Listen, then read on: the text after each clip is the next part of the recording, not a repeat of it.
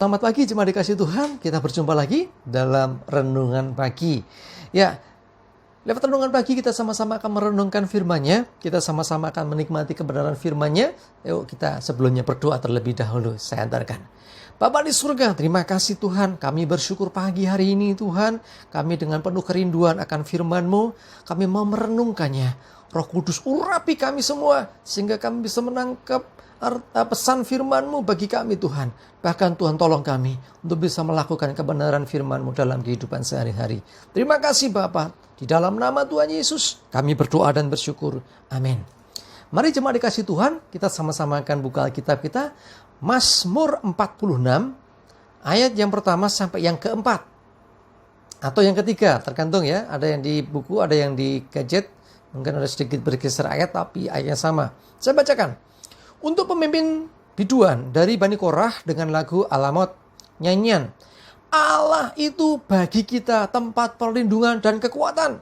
Sebagai penolong dalam kesesakan sangat terbukti. Sebab itu kita tidak akan takut sekalipun bumi berubah. Sekalipun gunung-gunung goncang di dalam laut. Sekalipun ribut dan berbuih airnya. Sekalipun gunung-gunung goyang oleh geloranya. Selah. Saudara, kalau saudara baca ayat ini, saudara renungkan ayat ini. Tuhan Allah, tempat perlindungan dan kekuatan buat kita.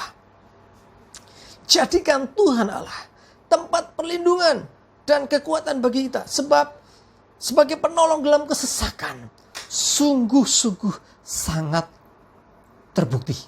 Artinya Tuhan dapat diandalkan. Percayalah kepadanya. Ya, jadi sekalipun nanti terjadi yang namanya goncangan, sekalipun bumi berubah, sekalipun gunung-gunung goncang, ya, sekalipun banyak terjadi masalah, banyak terjadi bencana, banyak terjadi pergumulan dalam hidup. Saudaraku yang dikasih Tuhan, jadikan Tuhan Allah tempat perlindungan dan sumber kekuatan buat kita. Karena Dia akan menolong kita. Amin. Ya, karena itu cuma dikasih Tuhan, saya mengajak kita semua. Jangan jadi goyah. Kalau engkau punya perlindungan yang kuat, yaitu Tuhan, apapun yang terjadi tidak akan goyah. Perubahan memang terjadi. Zaman ini terjadi perubahan yang amat dahsyat. Ya, dalam waktu-waktu belakangan ini perubahan teknologi juga luar biasa cepat sekali. Ya, dari alat komunikasi saja misalnya. Dari dulu handphone masih monokrom, ya, gambarnya cuma hitam putih, terus jadi punya warna, ada kameranya, terus meningkat lagi, ya, sampai akhirnya sekarang HP-HP yang canggih, teknologi canggih. Ya, kita bersyukur sih di masa pandemi ini ada teknologi itu kita terbantu.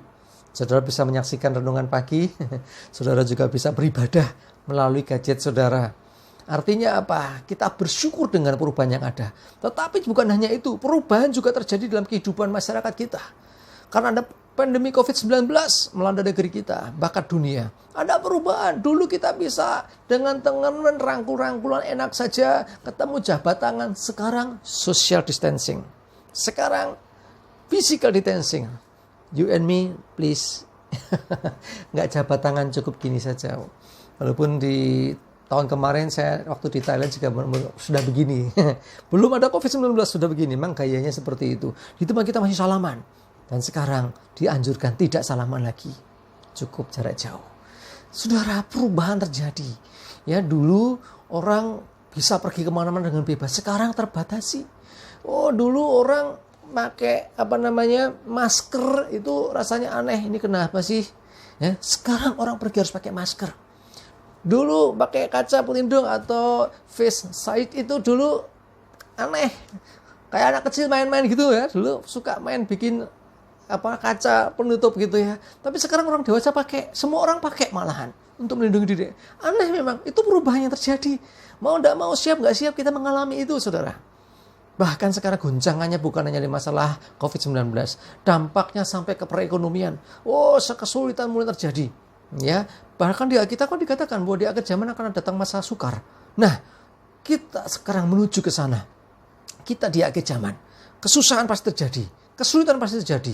Tetapi kita punya Tuhan yang melindungi. Wahyu 3 ayat 10 dikatakan, karena engkau menuruti firman-Ku untuk tekun menantikan aku, maka aku pun akan melindungi engkau. dari hari pencobaan yang akan datang atas seluruh dunia untuk mencobai mereka yang diam di bumi. Jadi memang akan tiba yang namanya hari pencobaan atas seluruh dunia. Loh, sekarang COVID-19 ini juga melanda seluruh dunia, saudaraku. Ya, tetapi firman-Nya berkata, karena engkau menuruti firman-Ku, kuncinya menuruti firman Tuhan. Ya, untuk tekun menantikan aku, menantikan Tuhan. Ya, nantikan juru selamat kita. Yesus akan segera datang. Akhir zaman Yesus datang kedua kali. Saudaraku, kalau engkau tekun menantikannya, engkau setia menantikannya, engkau tidak meninggalkannya, maka Tuhan berjanji melindungi. Kalau engkau menuruti firman Tuhan, kita dilindungi Tuhan. Kalau kau menjadikan Tuhan sebagai tempat perlindungan, kau menjadikan Tuhan sumber kekuatan, menjadikan Tuhan sumber pertolongan, maka sungguh Tuhan akan melindungi, Tuhan akan memberi kekuatan, bahkan Tuhan pasti menolong kita. Sehingga kita bisa melewati masa-masa yang sukar ini, melewati masa-masa yang sulit ini, dan berkemenangan. Sebab bukan kekuatan kita sendiri, bukan gagah kuat manusia, tetapi Tuhan yang berperkara. Selama kita mengandalkan Tuhan, Tuhan tidak akan pernah mengecewakan kita. Dia dapat diandalkan. Amin. Ya, mari setia nantikan Tuhan. Tetap pegang teguh dan turuti firman-Nya, supaya kita dilindunginya, sehingga kita dibebaskannya, sehingga kita diselamatkannya. Ya, bukan berarti kita sembrono. Ikuti protokol kesehatan, ikuti anjuran pemerintah, tetapi satu hal yang pasti, ikuti firman Tuhan. Karena dengan begitu kita akan selamat. Sebab Tuhan yang melindungi kita. Amin.